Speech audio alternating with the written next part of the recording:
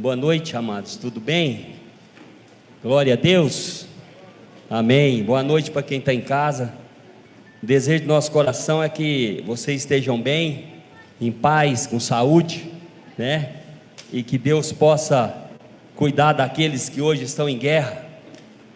Nós estamos bem, mas tem irmãos nossos que não estão bem, tem irmãos nossos que estão doentes, tem irmãos nossos que estão em crise, e que Deus possa alcançá-los de alguma forma, alcançá-los, curá-los, trazer conforto no coração deles. Abra sua Bíblia no livro de Marcos, capítulo 11, livro de Marcos, capítulo 11, versículo do 11 ao 22, glória a Deus, glória a Deus. Marcos capítulo 11,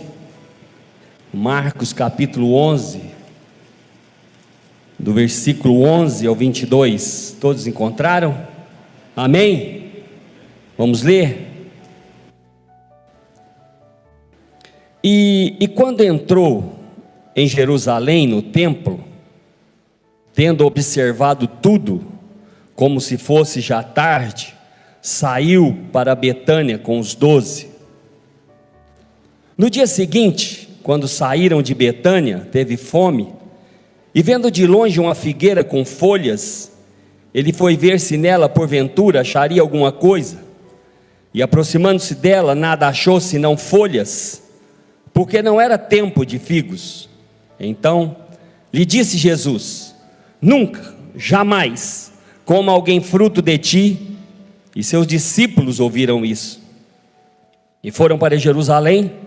Entrando ele no templo, passou a expulsar os que ali vendiam e compravam, e derrubou as mesas dos cambistas e as cadeiras dos que vendiam pombas, e não permitia que alguém conduzisse qualquer utensílio pelo templo. Também os ensinava e dizia: não está escrito, a minha casa será chamada casa de oração para todas as nações? Vós, porém, tendes transformados em covil de salteadores.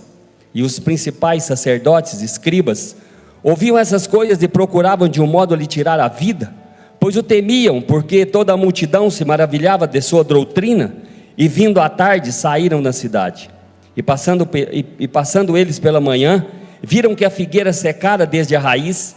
Então Pedro, lembrando-se, falou: mestre, eis que a figueira que amaldiçoaste secou. Ao que Jesus lhe disse: tende fé em Deus. Amém? Feche teus olhos. Pai, em nome de Jesus, a palavra do Senhor é viva, ela é eficaz, ela cumpre o propósito, ela não volta vazia. E que nessa noite, no nome poderoso do teu Filho amado Jesus, que nós possamos ser ministrados, entendidos, e um coração ensinável, para que nós possamos compreender qual seja, Senhor Jesus, o propósito que o Senhor nos trouxe aqui nessa noite, no nome de Jesus. Amém? Pode sentar no seu lugar.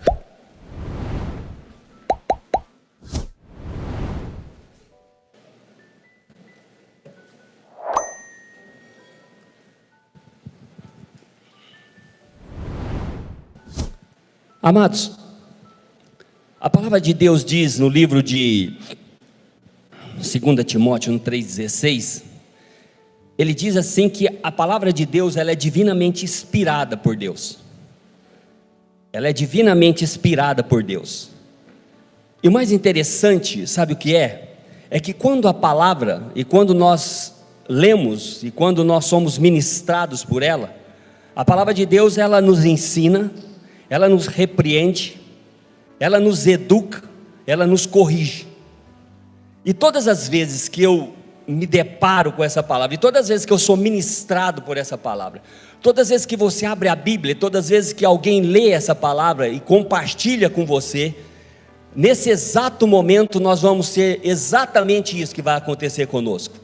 Nós vamos ser ensinados, nós vamos ser educados, nós vamos ser corrigidos, nós vamos ser repreendidos.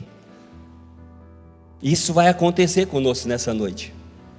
Porque se isso não acontecer conosco nessa noite, se não acontecer isso conosco, significa que nós nos ajuntamos aqui por ajuntar, e significa que nós estamos aqui num evento mais do que, ou nada mais do que social. Você que está em casa, a mesma coisa. Aqueles que vão nos assistir daqui uns dias, a mesma coisa. Porque a palavra de Deus se renova a cada manhã, não é verdade? E isso acontece conosco. E quando, esse texto é muito interessante, quando nós olhamos para ele, eu sempre olhava para esse texto e via assim, que como Jesus entrava no templo, e Jesus destruía tudo no templo. E não é verdade. Não sei se você presta atenção, Jesus vai até dentro do templo, ele observa aquilo que está acontecendo, sai do templo e vai embora. Depois ele volta no segundo momento para dentro do templo. Às vezes eu lia esse texto e olhava e pensava, Jesus chegou irado, né? Às vezes já ouvi pregação assim, que Jesus irado, ele destrói tudo dentro do templo. Não, Jesus ele olha para dentro do templo, ele observa, olha, analisa, vê se há alguma coisa boa naquele templo, naquele momento. Ele vê se ali dentro existia um culto aceitável ao Senhor, e ele sai de dentro do templo e vai embora. Ele vai fazer outra coisa. E nós vamos compreender isso mais para frente. E aí daí a pouco tem outro evento, quando ele volta, ele se depara novamente com uma figueira. Ele olha para a figueira, ele olha de longe para aquela figueira, e aquela figueira está cheia de folhas, bonita, verde, viçosa. E aí ele vai até aquela figueira, porque a palavra de Deus diz que ele teve fome, né? As pessoas pregam, nossa, mas Jesus teve fome. Óbvio que teve fome, era homem. Era um homem que não usurpou ser igual a Deus. E ele tinha as necessidades, e ele tinha fome. E aí ele olha para aquela figueira, e aquela figueira cheia de folhas. A figueira não se propôs naquilo que ela tinha que ser. E o que acontece com ela? Ele a amaldiçoa. Aí ele dá um decreto de morte, de esterilidade, diz, nunca mais nasça nada de ti, jamais, nunca mais. E aí os discípulos ficam maravilhados com aquilo e diz, mestre, né? Como pode o Senhor é o mesmo, o pacificador mesmo? É aquele que nós cremos que o Senhor veio para salvar e resgatar, e o Senhor vem amaldiçoar? Nós estamos acostumados com o Senhor a amparar as pessoas, e de repente nós nos deparamos com Deus agora, com Jesus, com o nosso mestre, com o nosso líder, amaldiçoando agora, é isso? As pessoas não compreendem, elas olham para aquele momento, e muitas pessoas dizem que aquilo era inapropriado para Jesus, inapropriado para alguém amaldiçoar. Para que amaldiçoar uma árvore, não é verdade? Cheio de folhas. Essa semana, conversando com um amigo, eu postei alguma coisa, e esse amigo meu, tenho muito respeito por ele, é uma pessoa muito equilibrada, com muito conhecimento. Ele diz, pastor, isso que o senhor escreveu aí não está certo. Não se deixe levar pela aparência, porque isso aí é uma cortina de fumaça. Isso aí é uma cortina de fumaça para que o senhor não entenda a verdade. Aí nós fomos conversar, ele me explicou. Aí eu fui ler o texto, e o texto exatamente, aquelas folhas, elas serviam como uma cortina de fumaça, para que as pessoas compreendessem, achassem que aquilo era uma figueira frutífera, quando na verdade não era. Mas não era tempo de fruto. Certamente a aparência, não é verdade? Engana. Nós vamos caminhar, e ele diz assim, a minha casa será chamada casa de oração. E nessa noite eu quero que você entenda o que é casa de oração. Eu quero que você entenda o que é templo, sabe? Eu quero que você saia daqui com essa convicção que o templo onde existe culto, que o templo onde Deus quer um culto aceitável ao Senhor, não é esse templo, não é aqui, não é esse quadrado, não é essa sala, não é esse templo, não é esse prédio. Você tem que sair daqui consciente disso, que nós estamos muito além disso, e eu creio que Deus vai trazer a revelação dele para nós nessa noite. E por último, quando ele diz assim, os discípulos estão todos maravilhados, ele diz para ele assim, olha, não se impressione, tem de fé em Deus. Por último, Jesus diz assim nessa noite que nós vamos ser ministrados, ele diz assim: Pedro, não se impressione com o que você está vendo, tire os olhos da aparência, que o objeto da sua fé seja Deus. Não se engane com aquilo que você está vendo, porque o que você está vendo não é verdadeiramente o que é. E aí ele forma um conjunto de coisas, né? E nessa noite nós vamos aprender 3 coisas só, 3 itens só. Não precisa mais. Eu acho que se nós absorvermos 3 itens, três ensinamentos de Jesus nessa noite, nós saímos daqui com o nosso coração cheio, com a nossa alma saciada e com o corpo realmente pronto para um culto aceitável ao Senhor. O primeiro é que nós não devemos viver pela aparência e nem nos deixar levar pela aparência.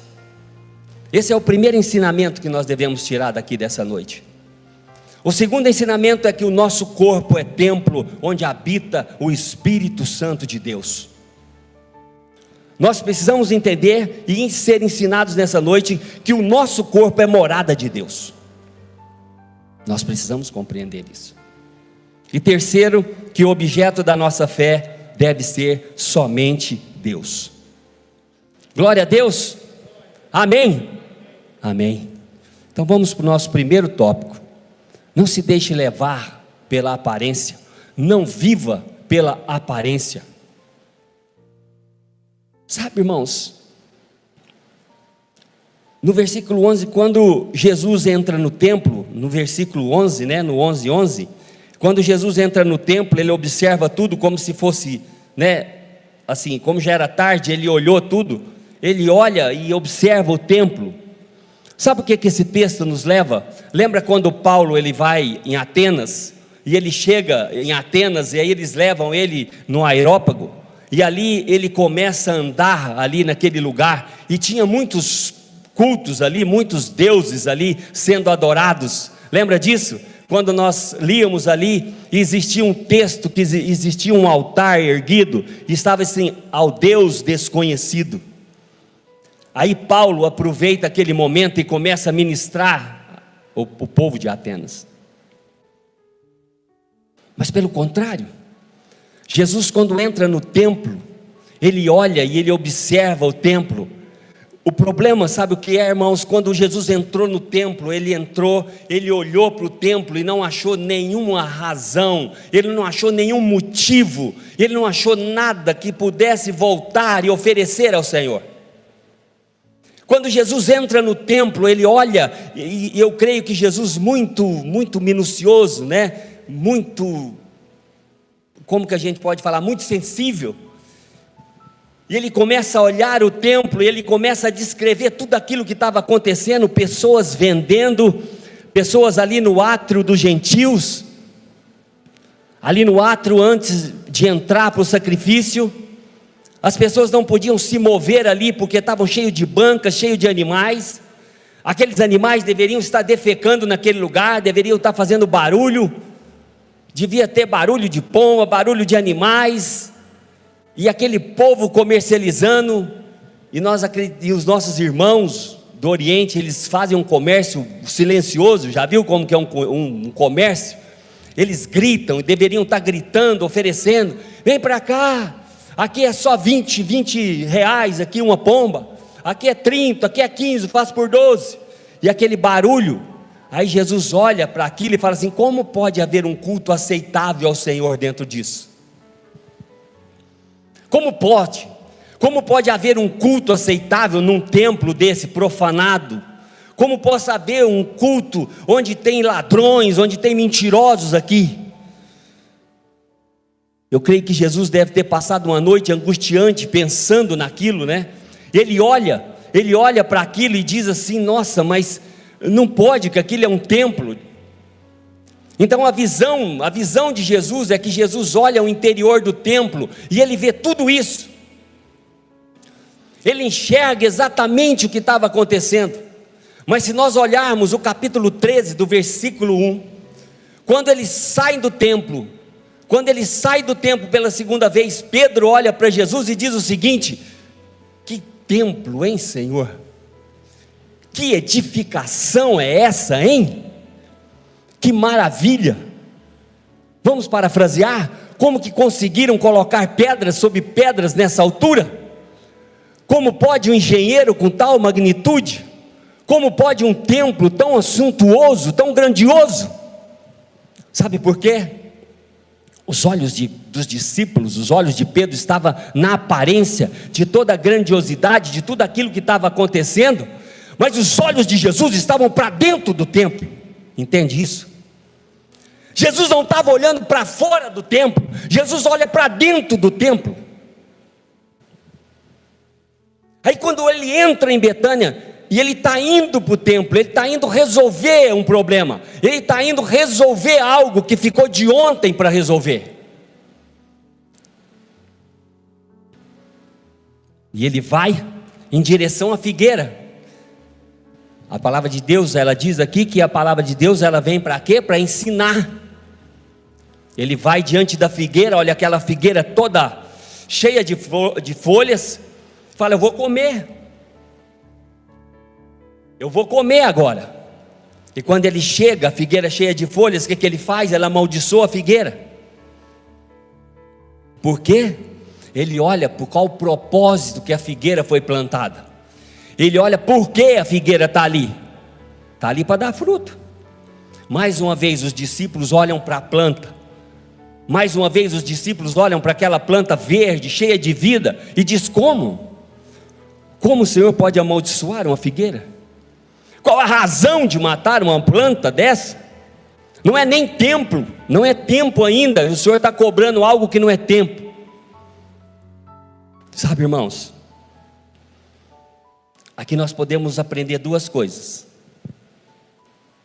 Quando Israel recebeu muitas coisas, Paulo ele diz isso no livro de Romanos, quando ele começa a ensinar a igreja de Roma, ele diz: olha, vocês são privilegiados, os patriarcas vieram daqui, a lei veio daqui, as revelações vieram daqui, tudo começou aqui, e vocês simplesmente ignoram isso, e simplesmente vocês abrem mão disso, abrem mão do direito disso.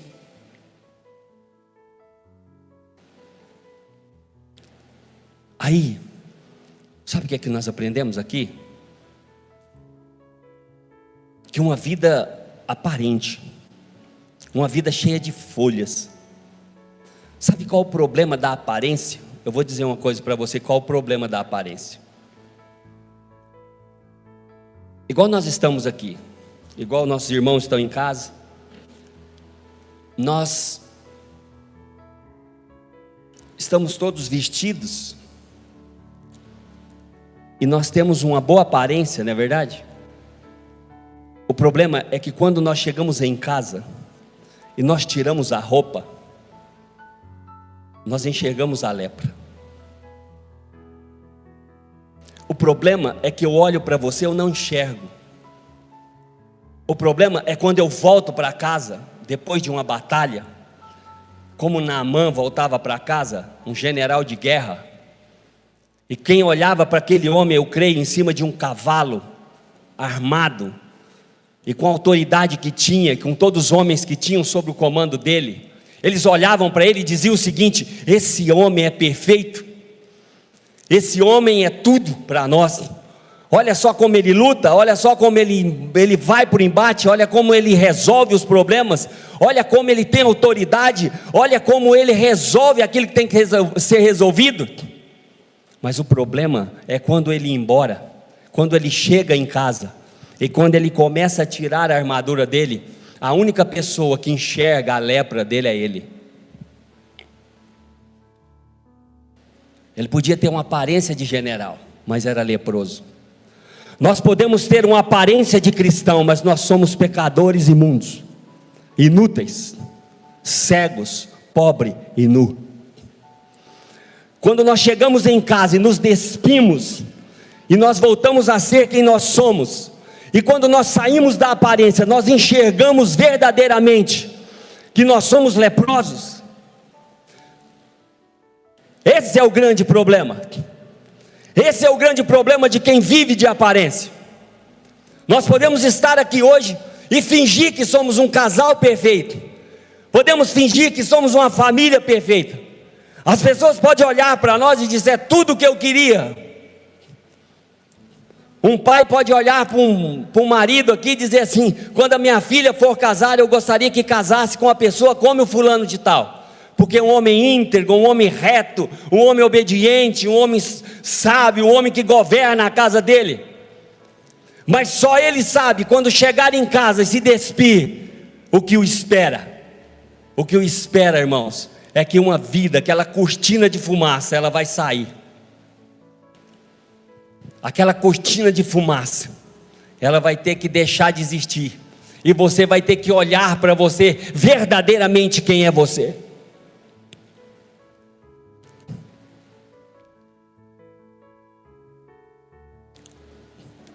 Uma vida de aparência, ela traz decretos de morte, ela traz decretos de infertilidade, ela traz doenças emocionais, ela traz tristezas na alma, ela traz morte.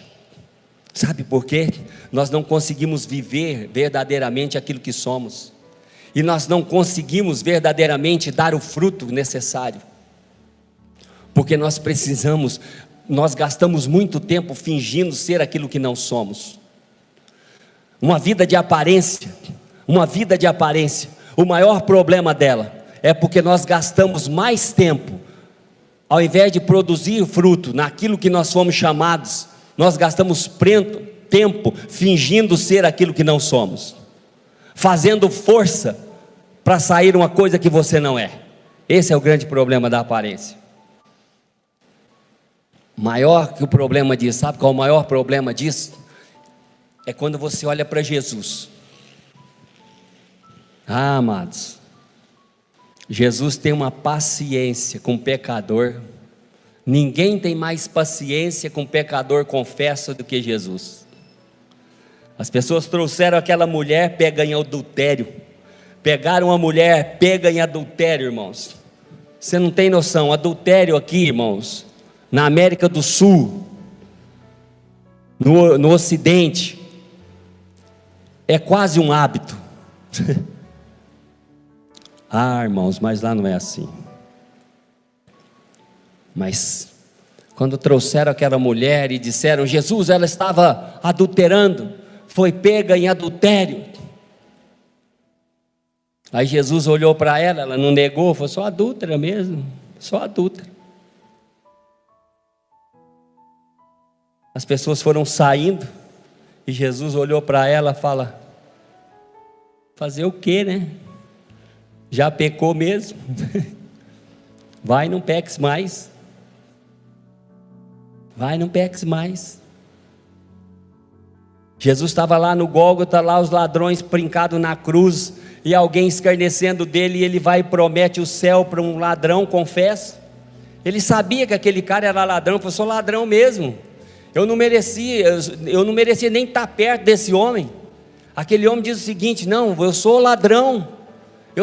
Jesus fala assim: não, hoje mesmo estarás comigo no paraíso. Pronto.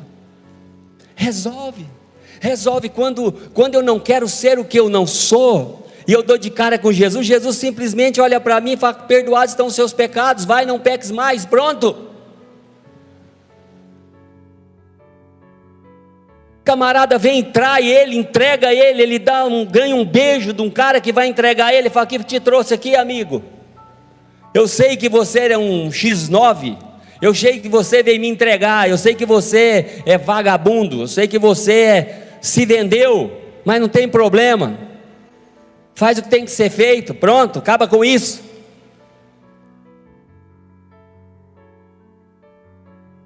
Não sei se você já compreendeu o que eu estou querendo dizer para você.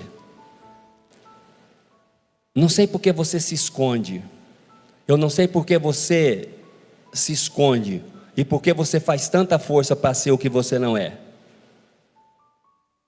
Porque se for por causa de Jesus, você está com Jesus errado. Se for por causa dessa Bíblia, você está servindo um Deus errado.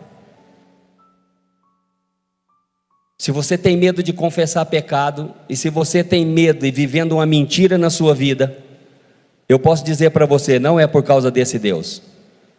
Não é. Porque se tem uma coisa que nós encontramos aqui, é misericórdia. Se tem uma coisa aqui que nós encontramos nesse Deus, é perdão. Nós não somos obrigados a conviver e nem viver forçando a ser uma pessoa que você não é. Às vezes é melhor conversar com as pessoas que estão ali falando palavrão, falando coisas que não deve, porque pelo menos ali você sabe que ali não tem ainda salvação, e você pode trazer uma palavra ali de concílio, uma palavra para sarar, para curar. Difícil é quando você vive no meio de pessoas que dizem ser e não são. Quando as pessoas criam um estereótipo onde dizem ser cristão e na verdade não são. Uma vida aparente. Uma vida aparente. Onde essa vida não traz nada, essa vida não tem fruto naquilo que foi propósito para ter. Compreende isso, amados? Amém? Estão compreendendo isso ou não? A gente tem que parar de se esconder. Nós devemos parar de ser o que não somos. Simples assim. Sabe, irmãos, o livro de Isaías, no capítulo 29, 13, ele diz assim: o Senhor disse, visto que esse povo se aproxima de mim com a sua boca, e com seus lábios me honra, mas o seu coração está longe de mim, o seu temor para comigo consiste só em mandamento de homens, que maquinalmente aprendeu. Nós aprendemos coisas com pessoas que não são aquilo que é a verdade, e nós honramos Deus de uma forma que está muito longe de ser um culto aceitável ao Senhor, muito longe de ser aquilo que Deus verdadeiramente quer de nós. Honramos e falamos de Deus, nós adoramos Deus, mas a nossa adoração, ela é muito limitada, ela é muito pobre, muito rasa, porque a nossa relação com Ele, ela é de uma forma muito externa, sabe? Porque nós nos impressionamos com a boa música, nós nos emocionamos com a boa música, nós nos emocionamos com o volume de pessoas. Se nós colocássemos aqui 1.000, 3.000 pessoas, as pessoas começariam a vir, as pessoas achariam que aquilo ali realmente é o mover de Deus. Deixa eu dizer para você, mover não tem nada a ver com volume de pessoas. Mover de Deus, avivamento, não tem nada a ver com volume de gente. Até porque esse movimento, volume de pessoas juntos, fosse sinal de avivamento, sinal de relacionamento com Deus, o movimento hindu já tinha feito Jesus voltar. É o maior movimento de pessoas na face da terra. Não se impressione com aquilo que você vê, não se impressione com aquilo que você ouve, não se impressione com aquilo que você sente. Deixa Deus falar com você nessa noite. Deixa Deus falar com você nessa noite. E se você está aqui nessa noite, e se você está na sua casa vivendo uma vida de aparência, eu tenho um convite para você: chega, vamos viver uma vida normal, vamos ser o que somos, vamos consertar o que tem que consertar, vamos alinhar o que tem que alinhar. É a melhor coisa que nós podemos fazer. É a melhor coisa, sabe para quê? Quando isso acontecer na nossa vida, sabe o que vai acontecer? Vai terminar, nós vamos colocar fim no culto solene, nós vamos colocar naquele ajuntamento de pessoas, sabe? E todas as vezes que nós nos ajuntarmos, todas as vezes que o corpo se ajuntar, toda vez que a igreja se ajuntar, a igreja, eu, você, se ajuntar, haverá algo novo para saber, haverá algo novo para fazer. Algo vai acontecer, a vida das pessoas vai mudar, a minha vida vai mudar, a sua vida vai mudar.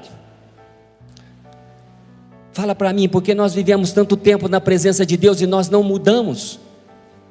Porque nós ouvimos tanto a palavra, porque nós lemos tanto essa palavra, porque a nossa vida continua sendo medíocre, porque a nossa vida continua sendo a mesma, porque a nossa vida continua sendo chata, porque a nossa vida continua sendo um relacionamento pobre. É porque nós verdadeiramente ainda não chegamos diante de Deus e dizer para Deus: Deus, eu sou isso, Sabe quando a vida de Jacó mudou? Quando Jacó olhou para Deus e disse: quem é você? Ele falou assim: eu sou um usurpador.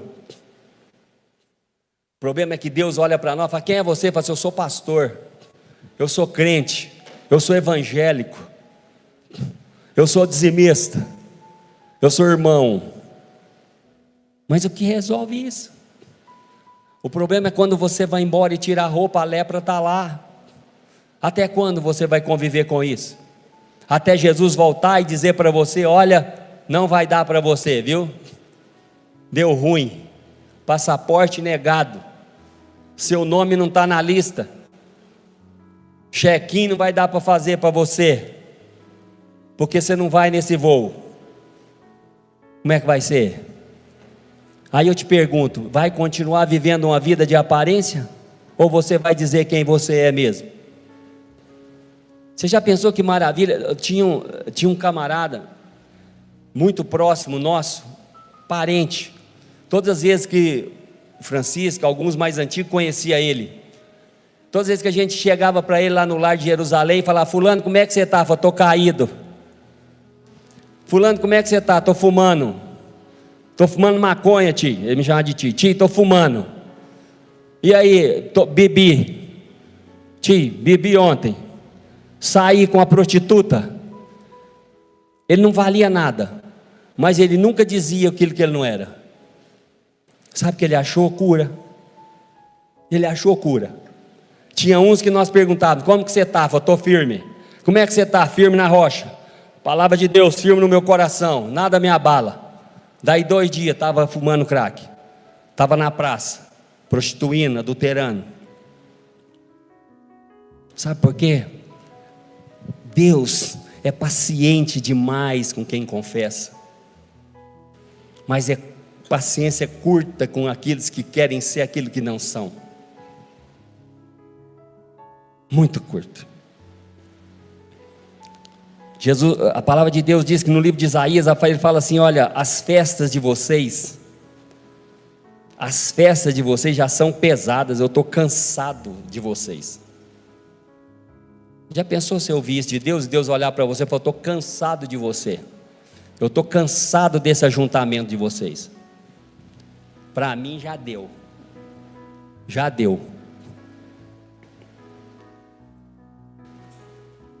Como que seria? Então, sabe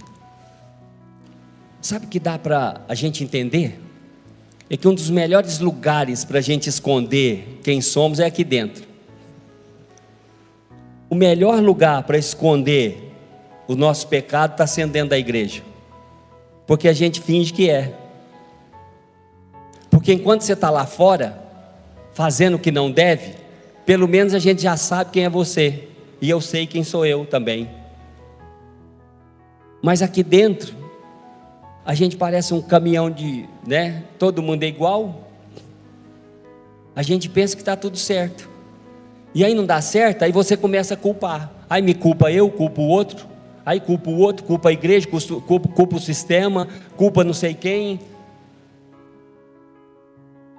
Quando na verdade nós precisamos nos despir. Simplesmente isso, amados. O que mais nós precisamos fazer a não ser isso? O que nós precisamos é confessar os nossos pecados, abrir o nosso coração, para ser verdadeiramente que somos. Sabe para que isso? Isso é para quê? Para que a gente fique sabendo da sua vida, para que o outro fique sabendo? Não, para que você viva, para que você tenha uma vida leve, e não uma vida de aparência, e pare de se esconder, não é verdade? 2, nós somos templo onde habita Deus. Nós somos templo onde habita Deus. Isso tem que ser claro para você. Mas quando é claro para você isso, quando fica claro isso para você, quando nós entendemos verdadeiramente que nós somos templos, sabe? E quando nós entendemos que nós somos santuário de Deus, nós não negociamos princípios, nós não cultuamos outros deuses, nós não tornamos o nosso culto um culto irracional, mas um culto racional. Quando nós entendemos que nós somos templo onde habita o Espírito Santo de Deus, nós começamos a cuidar desse templo, nós começamos a cuidar daquilo que eu sinto, daquilo que eu penso, daquilo que eu olho, daquilo que eu falo. Quando eu compreendo que eu sou morada de Deus, porque a palavra de Deus diz, não sou eu que estou dizendo, né?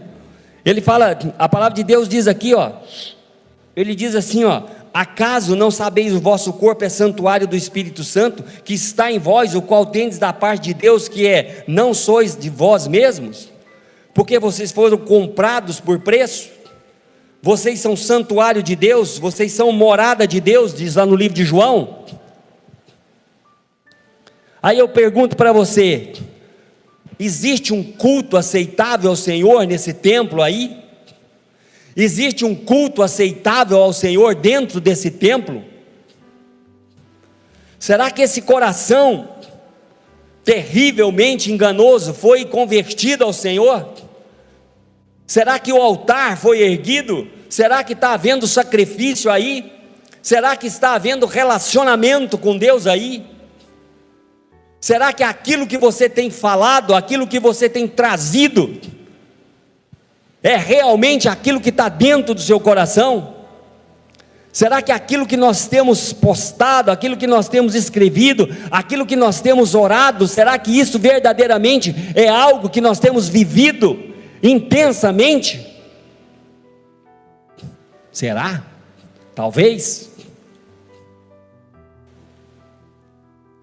Porque às vezes nós não compreendemos que esse templo, nós não compreendemos que esse templo onde habita o Espírito Santo de Deus, ele traz para nós, quando nós fazemos esse templo morada de Deus, nós temos um leque de oportunidades de viver bem.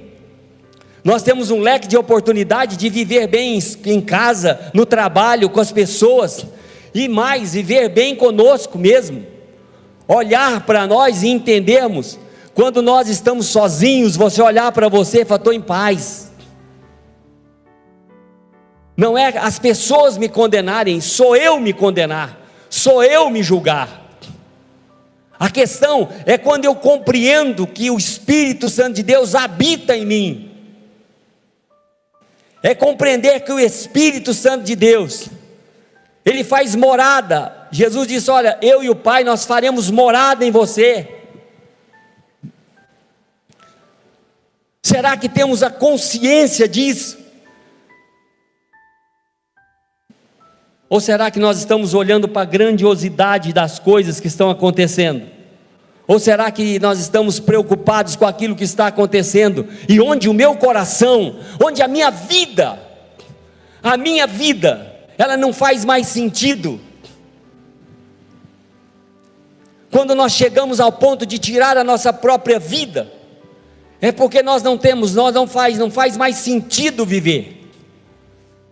E às vezes nós não pomos fim na nossa vida, sabe? De uma forma muito abrupta, agressiva, mas nós estamos colocando fim na nossa vida, lentamente matando aquelas pessoas que estão conosco, matando com palavras, com atitudes, com atos, quando na verdade nós não vivemos uma vida que nós deveríamos viver, nós não refletimos aquilo que nós deveríamos refletir, andamos em volta de um assunto, de um problema, e não resolvemos esse problema. Sabe por quê? Porque nós estamos preocupados com a nossa aparência, e se eu sair da minha aparência, e aí o Espírito Santo de Deus que não habita em mim, porque eu não sou verdadeiramente morada de Deus, eu não tenho a resposta para aquilo que eu preciso. Quantos estão entendendo? Diz assim: estão entendendo, amados? Está entendendo?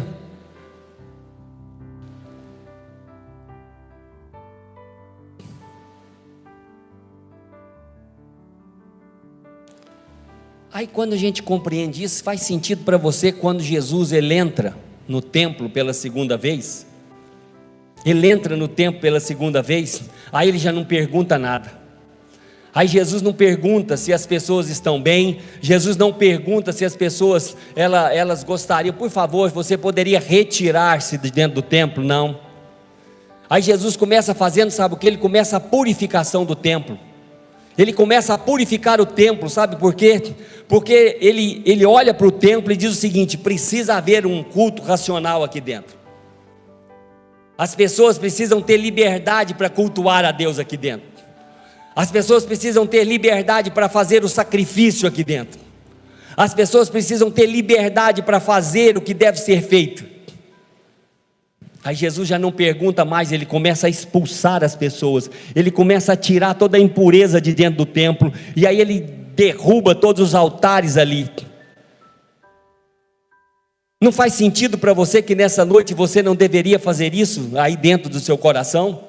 Não faz sentido para você nessa noite que você poderia muito bem entrar, você aí dentro desse coração, e derrubar todos os altares que você tem erguido, todos os altares que você tem levantado, todos os altares que você tem feito, tudo aquilo que você tem idolatrado, tudo aquilo que você tem amado, tudo aquilo que você tem dedicado, que não é a Deus, que não é o reino? Será que você poderia fazer isso? Derrubar tudo aquilo que não faz sentido, e tornar esse coração capaz de ter um culto aceitável ao Senhor nessa noite? Ou viver uma vida de um culto agradável ao Senhor? Ou viver uma vida de um culto racional? Será que você poderia parar de olhar para você, parar de brigar entre vocês? Será que vocês poderiam ter um pouco de paz? Abrir mão do egoísmo, do egocentrismo, da inveja, da maledicência, da prostituição, do adultério, da fornicação. Abre mão de tudo isso, limpa o coração, deixa ele limpo, deixa ele virar morada de Deus, deixa Deus falar com você. A gente fala: Deus não fala comigo, não fala mesmo. Eu leio, não entendo, eu leio, não compreendo, a Bíblia não faz sentido, não faz mesmo. Só vai fazer sentido quando tiver aqui dentro um coração limpo, puro, para que haja relação, purificação, para que haja sacrifício.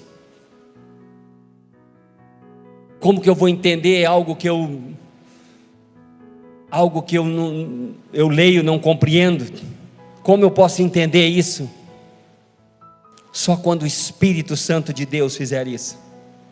Como eu vou ser convencido disso, pastor? Eu só vou convencer porque é o Espírito Santo de Deus que me convence do juízo e do pecado. Somente. Nada mais. Nada mais.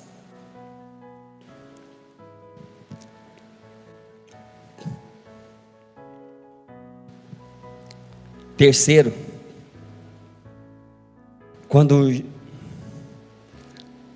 lá no finalzinho do versículo, Jesus olha para Pedro e fala assim: deixa eu dizer uma coisa para você, tem de fé em Deus, tem de fé em Deus, tem de fé em Deus. Sabe o que Jesus estava dizendo para Pedro? Pedro, chega aí. O objeto da sua fé tem que ser Deus. Não se impressione com o que você viu aqui. Não se impressione com o que eu fiz com a figueira. Não se impressione com o que eu fiz lá dentro do templo. Não se impressione porque tem 2 sacerdotes safados lá dentro daquele templo. Existe 2 sacerdotes lá dentro que não dá um. Não se impressione com eles, porque são 2 corruptos. Não se impressione com a grandiosidade desse templo. Não se impressione com isso, Pedro. Sabe por quê? Não vai sobrar nada. Não vai sobrar pedra sobre pedra. Não se deixe levar e não se engane por aquilo que você está vendo. Isso tudo vai passar. E ele diz: o objeto da sua fé, Pedro, deve ser Deus. Volte seus olhos para Deus. Olhe para Deus, olhe para Deus, que você vai compreender o que eu quero que você faça. Porque quando o objeto da sua fé, e ele diz para Pedro, quando o objeto da sua fé for Deus, Você vai poder olhar para um monte e dizer: lança-te daqui, ele vai. E às vezes tem muito cristão, muitas pessoas frustradas, porque eu creio que na ignorância, muitas pessoas já foi para o mato orar, e olhava para um montinho e falava: vai para lá, e o monte continua lá, vai para cá, e o monte continua lá, falando: minha fé é pouca. Deixa eu dizer uma coisa para você: monte é a capacidade de você resolver problema. Quando eles usavam o termo monte, revolver monte é remover problemas. Remover problemas. Então fique tranquilo, se você orou e uma duna não mudou de lugar, está tudo certo, a sua fé continua aí. Quando você consegue orar e resolver, quando você consegue mover problemas da sua vida, a Bíblia está dizendo que você tem fé e o seu objeto da sua fé é Deus. E o que Deus está dizendo aqui para eles é o seguinte: coloca os olhos de você em Deus, que a capacidade de resolver problema de vocês vai ser enorme. A capacidade de resolver problema de vocês vai ser enorme. Aí eu pergunto para você: quem é o objeto da sua fé? O objeto da sua fé é o seu trabalho? O que te dá motivação, o que te traz aqui nessa noite? Foi um milagre, uma profecia? Porque muitas vezes as pessoas são atraídas por pessoas que, quando fala numa reunião, lá tem a Dona Maria, que tem uma profecia, lá lota. Sabe por que lota lá? Porque as pessoas querem ouvir aquilo que elas querem ouvir. E eu vou falar para você, irmãos, em 30 anos de crente, a gente vai nessas profecias e lá não tem uma profecia para dizer assim: ó, você está em pecado, você converte, você vai morrer.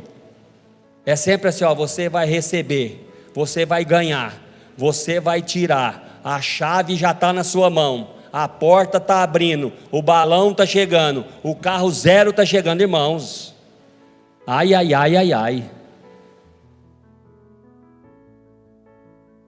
O que eu estou dizendo, irmãos, é que quando eu olho para Deus, quando eu olho para Jesus, quando eu olho para o Senhor, quando eu olho para o alto, eu não olho para o templo, eu não olho para as pessoas, eu não olho para aquilo que elas estão fazendo, eu não olho para aquilo que elas têm, para aquilo que elas não têm, para aquilo que elas me dão, para aquilo que elas não dão. Eu olho, sabe para quem? Para Deus, autor e consumador da nossa fé. É aquele que traz a certeza que quando eu clamar, algo vai acontecer. Quando isso vai acontecer? Quando eu não viver de aparência, e quando o meu coração tiver um culto aceitável ao Senhor, eu posso adorar o Senhor, abrir a minha boca e dizer: lança-te daqui, Ele vai lançar. É quando nós colocamos a mão sobre os enfermos, eles são curados. É quando alguém te liga e fala: pastor, eu estou com um problema, vamos orar, e a coisa acontece. Mas aconteceu, lógico que acontece. Quem fez? Deus. Estamos olhando para Ele, estamos confiando nele. Onde nós estamos colocando a nossa confiança, onde nós estamos colocando o nosso amor, onde nós estamos colocando as nossas forças? Onde? Nós precisamos entender. Nós precisamos entender isso, porque se eu faço tudo isso de uma forma muito simples, existe algo para acontecer conosco. Existe uma transformação para acontecer conosco. Existe um mover para acontecer conosco. Mas se nós, irmãos, se nós não nos voltarmos para Deus e olharmos para Deus simplesmente como Ele, a única solução para nós é Deus. A nossa confiança, ela tem que estar em Deus. A nossa esperança, ela tem que estar em Deus. Jamais eu posso colocar a minha esperança no meu irmão, nos meus irmãos. Sabe por quê? Porque eu vou me frustrar. Interessante as pessoas escreverem: eu só me frustro com o que eu conheço. Lógico, você vai se frustrar com alguém que você não conhece? Interessante que só as pessoas que eu conheço me frustram. É óbvio, né? Como que eu vou me frustrar com um cara que está lá em Hollywood, fazendo filme? Tem que me frustrar com a minha mulher, com meus filhos. Mas os meus olhos devem estar em Deus. Deus sabendo de tudo isso, Jesus sabendo de tudo isso que ia acontecer, Ele diz para eles: olha, a fé de vocês tem que estar em Deus. De novo, lá no capítulo 13, ele olha para Deus e fala: que templo, hein? Que maravilha. Acho que lá no fundo, se fosse eu no lugar de Jesus, ele fala assim: é terrível. Ensinar tudo que eu ensinei, e o camarada ainda vem falar de templo de novo para mim. Aí Jesus fala a última coisa a respeito desse assunto. Ele fala assim: ó, não vai sobrar nada disso aí que você viu. Tira os olhos disso daí. Eu vou fazer a mesma coisa com você nessa noite. Deixa eu dizer para você. Você está impressionado com alguma coisa que não é Deus? Deixa eu dizer uma coisa para você: não vai sobrar pedra sobre pedra. Está impressionado com a sua casa? Deixa eu dizer para você: não vai sobrar pedra sobre pedra. Está impressionado com a sua saúde? Deixa eu dizer para você: ela acaba, é efêmera. Está impressionado com o seu carro novo? Deixa eu dizer para você: vai ficar velho. Está impressionado com o quê? Se não for Deus, não vai sobrar nada disso daí. O que tem separado você de Deus? O que tem atrapalhado o seu relacionamento com Deus? O que tem feito você ficar em casa? O medo? Deixa eu dizer para você: não vai sobrar nada disso daí. Tem medo de adoecer? Deixa eu dizer para você: não vai sobrar nada sobre isso daí. Tem medo de pegar um Covid? Deixa eu falar para você: não vai sobrar pedra sobre pedra. Se o Covid não matar, outra coisa mata. Nós precisamos ter prudência, nós precisamos ter responsabilidade, nós precisamos respeitar aquilo que nos ensinam. Mas Deus não nos deu um espírito de medo nem de covardia, mas de coragem. Isso que Deus nos deu. Um coração livre da aparência, disposto a adorar, perdoador, voltado para Deus, crendo que Deus é o autor e o consumador da nossa fé. Nós vamos vencer todos os problemas, não como religião, mas como alguém íntimo daquele que pode resolver.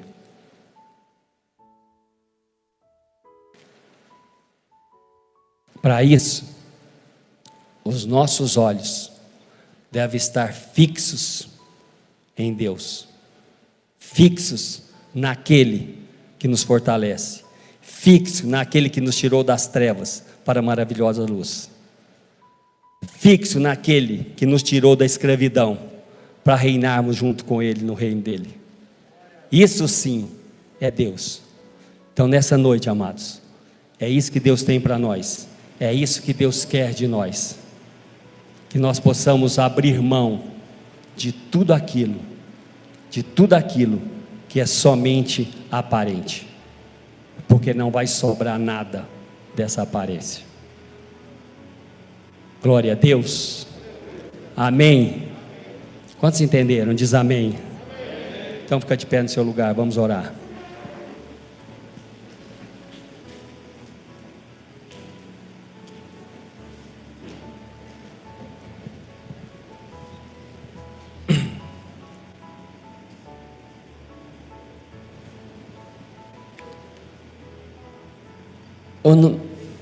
Sabe, a gente às vezes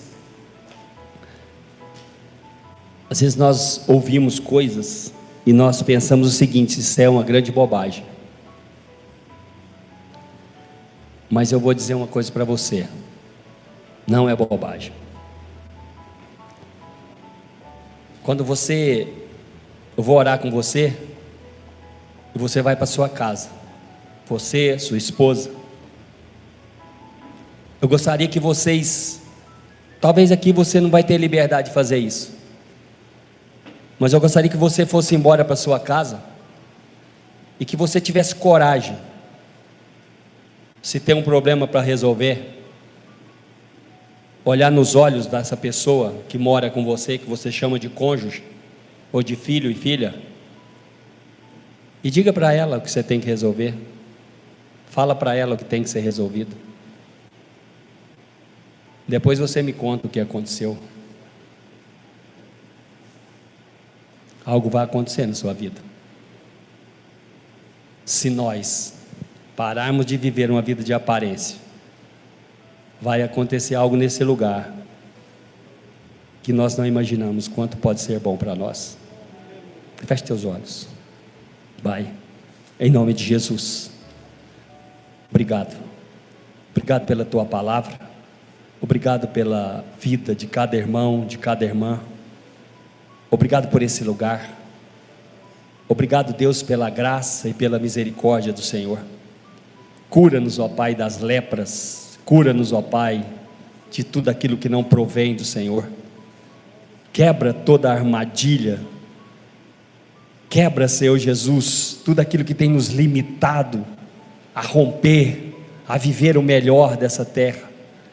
Quebra, Senhor, abençoa cada um aqui, Senhor, abençoa as nossas vidas, traz vida abundante, que nós possamos parar de viver o subproduto da alegria e vivermos verdadeiramente a alegria do Senhor.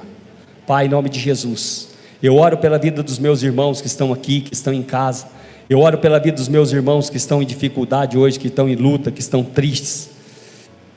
Eu oro pela vida das pessoas que estão enfermas, que estão doentes, que precisam de cura, pessoas que estão em Uberlândia, Araçatuba. Meu amigo Paulo, que está lá em Araçatuba, abençoa a vida dele, abençoa a vida dos meus amigos, abençoa a vida de todas as pessoas que precisam de cura hoje, Pai. Abençoa as pessoas que estão aqui nesse lugar, que precisam de uma cura na alma, pessoas que precisam consertar diante do Senhor, pessoas que têm necessidade, Pai, de ser o que são, para que vivam a vida livre de acusação. No nome do Pai, do Filho e do Espírito Santo, é que eu abençoo, Pai, e declaro a vitória do Senhor sobre a vida delas, no nome poderoso de Jesus, amém. Vamos aplaudir o Senhor Jesus, glória a Deus, glória a Deus, glória a Deus. Que o amor de Deus e a graça do nosso Senhor Jesus Cristo e a doce e eterna comunhão do Espírito Santo seja com todos hoje e para sempre. Que vocês tenham uma boa semana, uma semana de vitória, uma semana de muita graça, muita luz, em nome de Jesus, amém. Vão em paz.